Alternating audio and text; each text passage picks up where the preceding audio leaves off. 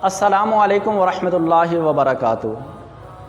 دوستو، یقیناً میں اور آپ اور ہر مسلمان کی یہ خواہش ہے کہ ہم جنت میں چلے جائیں، وہ جنت جس کو اللہ عز و جل نے ایمان والوں کے لیے ہی بنایا ہے، جس کے بارے میں اللہ عز و جل نے فرمایا کہ جنات تجری من تحتها الانہار، وہ جنت جس کے نیچے نہریں بہہ رہی ہیں، وہ جنت جس میں کسی قسم کا دکھ، تکلیف، پریشانی، حتیٰ کہ موت تک کا بھی تصور نہیں۔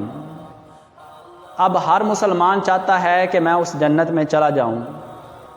اس جنت کے بارے میں نبی کریم صلی اللہ علیہ وآلہ وسلم نے ارشاد فرمایا کہ 3 قسم کے ایسے لوگ ہیں جن کو میں دنیا میں ہی جنت کی خوشخبری سناتا ہوں کہ اگر وہ یہ 3 کام دنیا میں رہ کے کر لیں تو وہ جنت میں داخل ہو جائیں گے۔ وہ 3 لوگ کون ہیں؟ نمبر 1، نبی کریم صلی اللہ علیہ وآلہ وسلم نے فرمایا کہ جو حق پہ ہونے کے باوجود جھگڑے کو چھوڑ دے۔ جھگڑے سے نبی کریم صلی اللہ علیہ وآلہ وسلم نے منع فرمایا۔ نبی کریم صلی اللہ علیہ وسلم نے فرمایا کہ تم سے جو پہلی امتیں تھیں وہ ایک دوسرے کے ساتھ جھگڑا کرنے کی وجہ سے ہی تباہ ہوئیں۔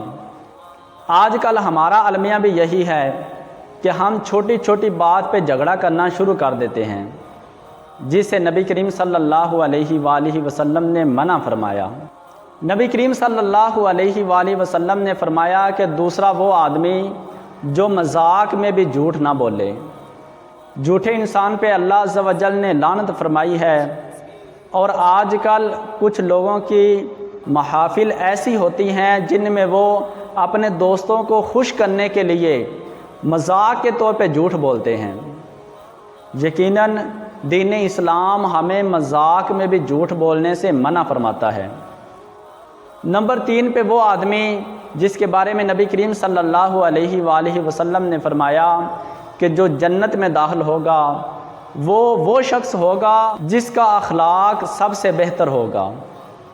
نبی کریم صلی اللہ علیہ وآلہ وسلم نے فرمایا کہ اخلاق میں جو تم سے سب سے بہتر ہے وہی ایمان میں بھی سب سے بہتر ہے، اور اخلاق ایک ایسی چیز ہے جس کے ساتھ انسان اپنے دشمنوں کو بھی دوست بنا سکتا ہے۔ یہ تھے وہ 3 لوگ جو ان باتوں پر عمل کریں گے تو نبی کریم صلی اللہ علیہ وآلہ وسلم نے فرمایا کہ میں انہیں دنیا میں رہتے ہی جنت کی خوشخبری سناتا ہوں۔